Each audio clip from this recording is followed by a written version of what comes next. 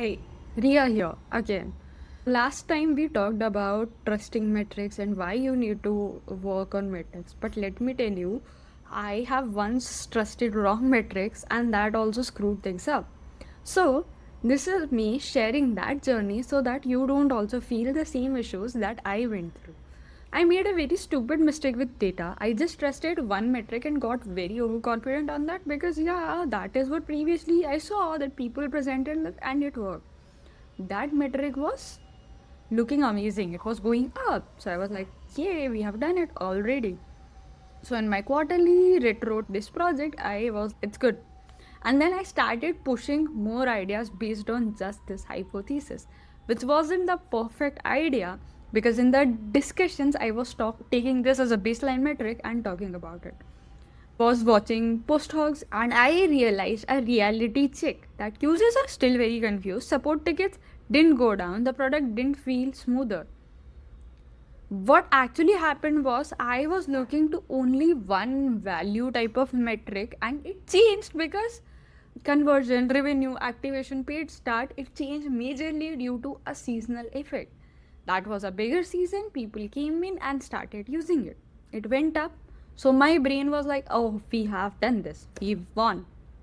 But I missed a behavior part of it. It was more like this is a seasonal trend, it is going up because of this.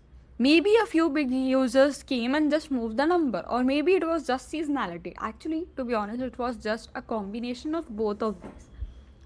People clicked on it, moved ahead, but if you see their retention and the future metrics, that didn't convert. So, my actual job was not complete truly. So, the metric was true, but my story and me trying to build more things on that was wrong.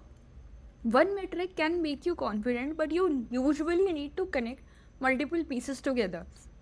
I forgot about the user stories part that I was so passionate about.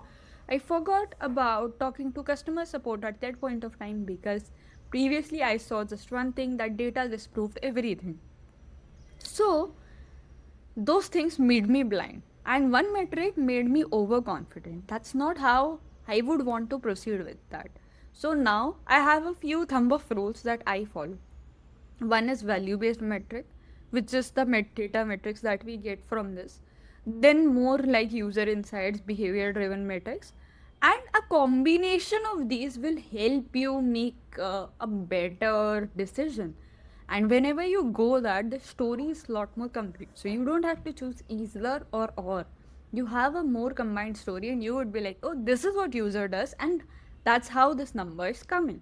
So when the storyline comes, it becomes a lot easier to connect. So now I never celebrate the value metric alone. I always compare it to baseline. What was it before? What was this same time last year?